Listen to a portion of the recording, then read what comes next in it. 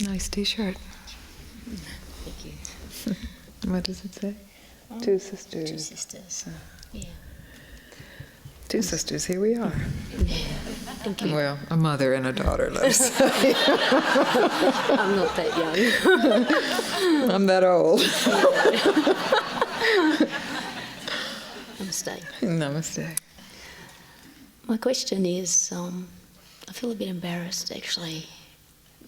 I can easily cut off and withdraw and be separated. And the question is, how do I stop myself doing that? This is a power you have learned, right? It's very powerful. It is very powerful, and perhaps it was appropriate at some time. It's the power of dissociation, or the power of withdrawal. It's very powerful. Certain people are given this power.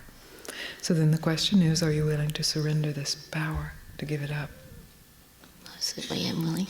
You're willing? Wonderful. Then when the temptation arises to reclaim that power, you don't touch it. It's that simple. The complication is in, well, I'll reclaim a little of it and just save it just in case, and I might need it. No, this is what is spoken of in all the spiritual literature, the necessity to give up, to surrender the powers that have entranced you. Yeah, so with the pleasure and the power of this power also comes the suffering. And that's what you're aware of. Yeah. That's the maturity that is necessary, to see that the power itself is limited, and that what is wanted is deeper than the power to separate oneself. Because this power requires some, you may not even be aware of it, perhaps you are, some doing, some steps. Oh yeah. Jealousy, comparison. Okay, so there's jealousy that arises, and then from that, well, first there's comparison that arises, and then there's jealousy, and then inadequacy. And then a story of inadequacy, and a story of insecurity, and insecurity means some fear, I would suspect. And then what's the step? Because all of that's fine so far. All of that's fine, no problem so far. Painful, yes. There's no problem with pain. There is to be pain. If you are seeking anything to avoid pain, that's the suffering. That's the search that must be called off, the seeking to avoid the pain. There's nothing wrong with pain. You will see when you stop seeking to avoid it. So now what happens? I guess there's an avoidance of feeling the hurt. So the avoidance of feeling the hurt. And now let's go into that. What are the steps in that avoidance to feeling the hurt? What do you tell yourself? There's got to be some mantra with that. To avoid that? To avoid the hurt. Become defensive and head out. And what do you say inside yourself? You know, it happens so quick, I don't even think yes, that's but we are slowing it down. Slow motion. So that you can see it very clearly. It happens quickly because you're very practiced at it. You're very adept at it. So, you drive the car, you don't think about what steps go, you don't think about that. Except when you're teaching somebody how to drive a car, you realize, this has to happen, this has to happen, this has to happen, this has to happen, this has to happen, this has to happen. So I'm asking you to teach me how it is you withdraw.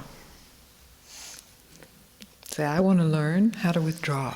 What are the steps? Yes, okay. So now you have to examine, it seems so natural to me, it just happens, but it doesn't just happen because you've seen the lead up to it. Yeah. I can just say to myself, I'm going to go blank here. I'm going to go blank here. And I'm going to withdraw and move back. And I'm going to withdraw and move back. And then what has to happen? What do I do internally? And then I want to run away. And then I want to run away. Yeah, internally. So I get all that. That's good. That makes sense. I can do that now. Okay, good. And then you get lots of adrenaline. Lots of adrenaline? Where does that come from? How do you generate that? I'm not sure. Well, let's see. You're teaching me. Okay. You get really angry. Angry at Somebody who's causing me to run away. Okay. So now I've got this story about me and inadequacy based on some comparison and some feelings of jealousy and worthlessness. But now I have to involve somebody else who caused this story. Yeah, because they deserted me. They deserted me. Now the story, I can start to feel it right through there. They deserted me. They did. And then? This is not so hard after all, guys. Oh dear. Right, now where we were at. So we are unwinding the story that was wound so tightly that you didn't even know it was there. It just seemed like something that just happened. We're unwinding it, and we have gotten to the point of where I'm victimized in two ways. By this feeling of jealousy that arises in me, and this person that causes that feeling. So I've got to escape. Now, what I want to know is, how do I make the next step to escape? What happens physiologically? What happens in my body? What happens in my emotions? How do I go blank? How do I withdraw? How do I hide? Stop talking. Stop talking? Yeah. Okay. Clench my teeth. Clench your teeth? Okay. Yeah. What happens to the eyes? Blank stone. Stone eyes. Yeah. Very cold. Very cold. And my body itself, is there a posture that goes with it? I'm not quite sure. Well, put yourself in the situation. And Yeah, slumped. I guess victim, got to be victim, so it's really slumped, round shouldered. Yeah, well, I'm telling you, this takes some effort. Yeah. And it does. It does. Because I'm very tired. I'm sick of fighting this depression. And yes, it's like, this effort is a lot of energy, you know. There is a lot of energy that goes into it. So then what's the solution? What you see all the steps. I'm sure there are many more other steps, but those are at least enough to see. At any point along the way, you have seen it now, at any point along the way you can say, stop. I'm giving up this power to close down. So you sit up straight, you open your eyes, you say hello, you have hurt me, or I'm feeling hurt and I'm blaming you. Or just I'm feeling hurt, I hurt. Yeah. Or, I love you.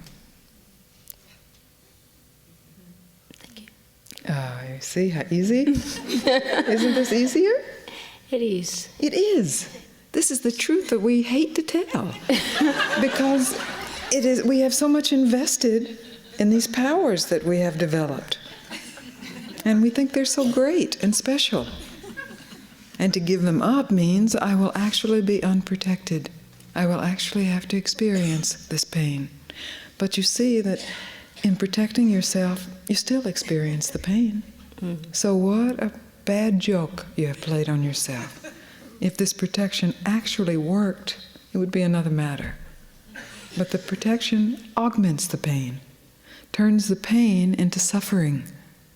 Pain is pain, and yes, so let's say there's jealous pain, and we can diagnose jealousy and why it shouldn't be or why it should be, but say it's there, just as part of the human experience. Jealousy.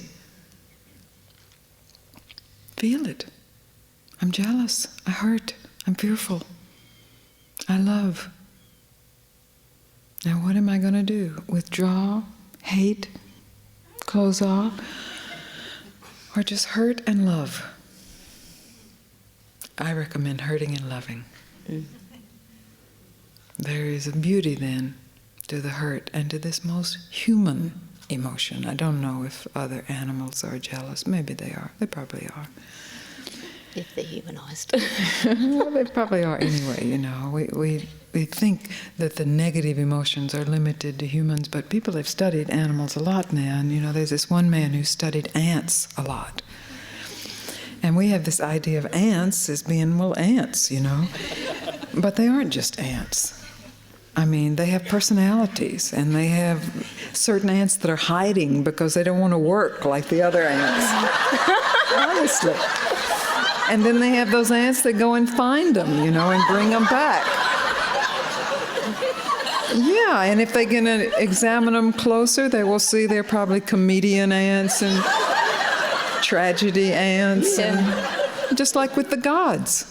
It's the same thing. So let us say that these emotions, these feelings, are just part of the theater. Then It's funny you mention ants, because I actually been a zookeeper at Hillsville Sanctuary. I don't know whether you know that. And we have an ant colony. And it's like, there's one classic bit where they take their dead to a little cemetery. And so they take them, but sometimes there's some still half alive, and they're sort of like... And it reminds me of that movie, John Cleese, Bring Out the Dead. You know that? I don't know it, but I'll have to watch it. Yeah, I forgot what it's called. Does anyone know it? Yeah, it's Life of Brian. Oh, yes, Life of Brian. Bring out the dead, and so there's... these ants are being taken to the cemetery, and some of them are still alive. Yeah. So it's quite cute. Yes. Yes, well, that's what you're speaking of, a life, a precious life that is being lived in avoidance of hurt and the suffering that's a result of that. It's a dead life then. I'm not saying totally, because I know that there are aspects where you don't avoid, but we are speaking specifically of this scenario where there's a closing down, a blanking, a collapsing, and a story of hurt is very different from an experience of hurt. An experience of hurt is an experience of hurt. Maybe it was generated by a story, but it's directly the experience.